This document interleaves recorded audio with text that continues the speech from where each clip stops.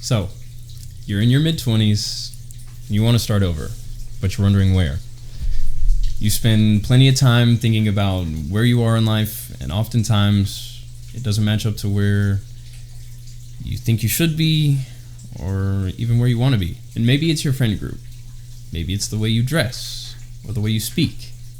It could be your relationship, or its status. Maybe it's your job, or the money you are or are not making. Then again, it could just be you. But wait, I know what you're thinking.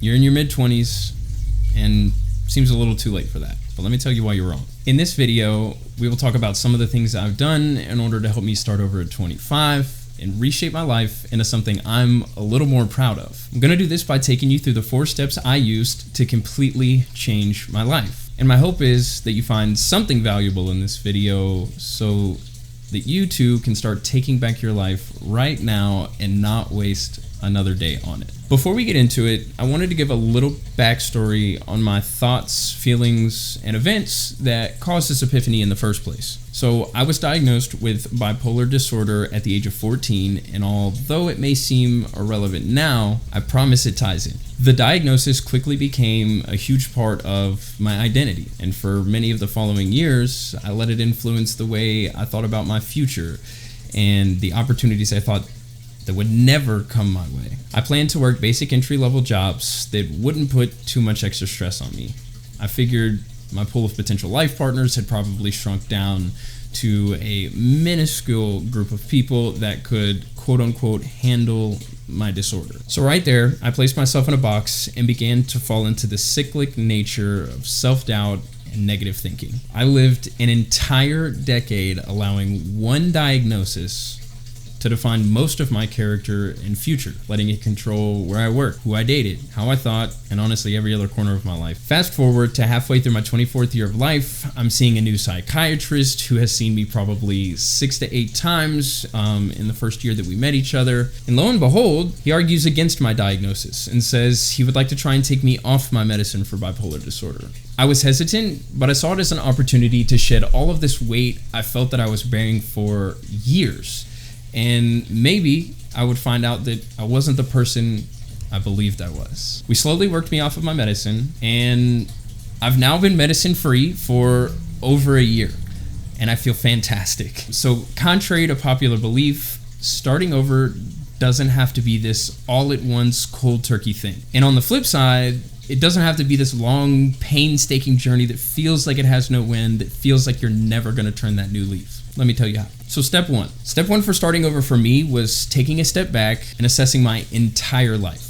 Taking a deep introspective look at the things that help to determine one's position in life or their place. Things like my behavior, my patterns, my surroundings, my friend group, my relationships, my job, everything. And really asking myself how those things made me feel. Were they something I could be proud of or something I should be ashamed of? Step one is meant to help you identify these things that you can eliminate or skills that you would like to polish or perfect. Step two was taking my answer from step one and applying another layer of questioning. Now that we know how all of these things make you feel, are you happy with what those things say? Are you happy with the kind of reflection they are of your character? Or maybe they weren't what you thought at all. Essentially, what we're doing in step two is assigning value to the things we hold near to ourselves. All of the things that help determine where we are in life. Step 3 is to think hypothetically. If I were to continue living life the way I currently am without changing anything at all,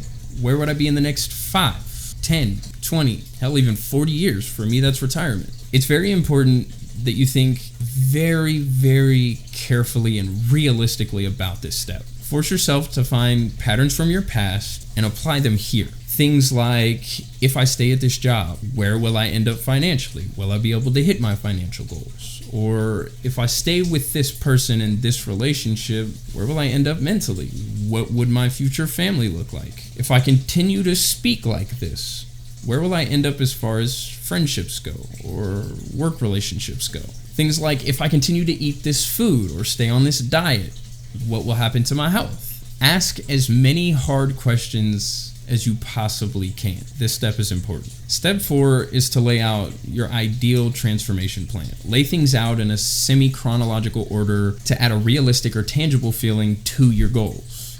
If you've made it this far, you're most likely really serious about starting over, and you do not want to skip this step. Use your imagination and don't hold back. Think of the person you want to be, the job you want to work, the person you want to be with, the clothes you want to wear, the health you want to be in. Everything you assigned high value to in step 2 should in one way or another make it on to this list. Take your answers from step 3 and allow that to help you place in order of importance the steps you need in order to reach these goals. Make sure that these goals are small and attainable, something that you can be proud of and complete. Maybe it's rewriting your resume and applying to jobs that you never thought you could get into. Maybe it's changing your morning and night routine so that you can be more mentally prepared to deal with each and every new day that comes. Maybe it's changing your diet so that you can start to look and feel like the real you, the person you want to be,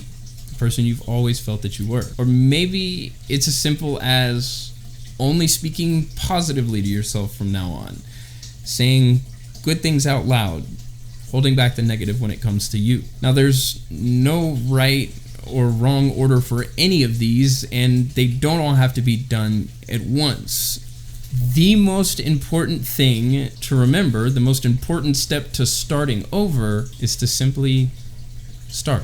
So, if you follow these steps, you should be on the right path to truly starting over in your life and becoming the person you almost thought you'd never become. And just for a little bit of added context, I used to fail every relationship I was in because my interpersonal skills were trash. I used to only work entry-level jobs because I figured someone with my mental condition isn't meant to run a company or manage a team. I used to not believe in my hobbies or passion projects, so I'd start things and then give up shortly after, based purely on self-doubt and not being able to see the bigger picture. Now, I'm 25 years old. I'm in a successful long-term relationship. I'm managing an entire district made up of 13 stores across 3 different states. I finally found the courage and the time to restart my YouTube channel. I'm maintaining my medicinal and my fruit gardens, but I know I'm nowhere done with my journey. But I'm certainly glad I started, and am more than happy to hear about your personal journeys as well. So leave a comment below. Let me know where you are in life, what you're going through, and if any of these steps helped you or motivated you or inspired you to start making some personal changes in your own life. That's all for today, and as always, my name is Keegan Gassett. Thank you for watching, and have a fantastic rest of your day.